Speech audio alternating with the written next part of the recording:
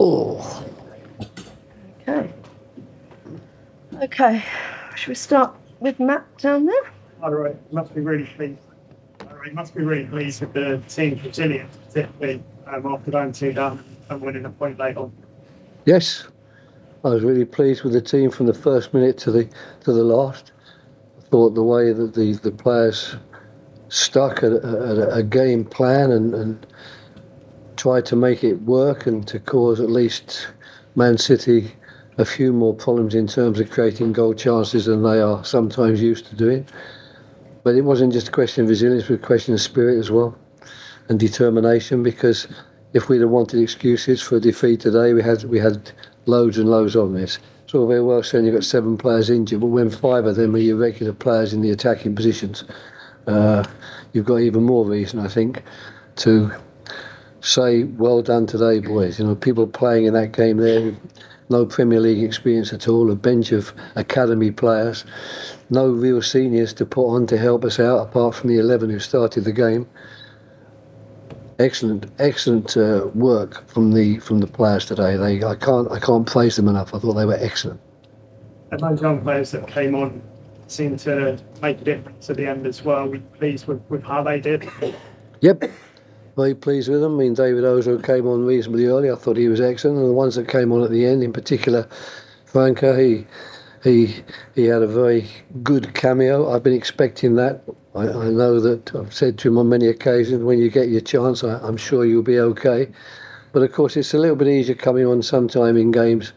You know, we'd scored 2-1. There was a little bit of belief suddenly. It was a good moment for him to come on. I don't know that it would have been as easy for him if we'd have been given that job from the start. There we were very reliant upon Schlupp and Jaida Riedewald, who did an excellent job for us. 2 good performances in a row against 2 very difficult sides. How much confidence can you then take into the game against Brighton as a result of this? Well, we can take one thing into it. We know that it doesn't matter if the team that we're playing against is on paper regarded as a stronger team. We know that we can get out there and make a really good show and make a good game of it. I don't think we'll see the best of Crystal Palace until we get players back from injury and we start to field what we think might be our best 11, which we were able to do at the end of last season. That's a way off, so the fight will have to continue until then. But it's good to know that you've got that fight in your team. And of course the goals were good goals as far as we're concerned. And for Mateta, who's been waiting patiently for his chance, he's grabbed it with both hands and deserves an awful lot of credit for the way he played today. And how's John Ward off? We don't know. It's a hamstring, so that's another one. I mean, that would just be another injury to compound things for us. You know, we thought we were pretty well off for centre backs, but when we lost Holding and Tompkins, it suddenly became a bit less. And then suddenly, if we lose Joel Ward, it will be less still. We need a central midfield player defensively, and Richards has been doing that job well. If I have to move him to the back, we'll have a gap there. So these will be the problems that we have to wrestle with. But the one thing I'm sure of is that the fans who are here today, they must be very proud of their team, proud of the way they supported us. You know, well, they were vastly outnumbered, of course, by the opposition's fans. And it's going to be a good ride home for us, even though it's only 1 point. It doesn't move us into the top 6 as yet, but at least it moves us 1 point away from relegation. You sounded a bit disillusioned with football last week, but when you get a performance like that from your players and you can't get it, Yeah. make it a bit different. No, you're right, Jonathan, but I mean, I was disillusioned last week by the way the game panned out and what we had to suffer during the course of the game. You know, to play as well as we'd done with 11 men, despite losing our goalkeeper, our central midfield player and our centre forward, but still keeping them at bay and leading 1-0, to lose it in the last 15 minutes to a player being sent off. I'm sorry to say that would disillusion most people, and I'm included. Mike? But today, games like today show you exactly why you love this sport. place for next Sure. lifetime in this. Sure.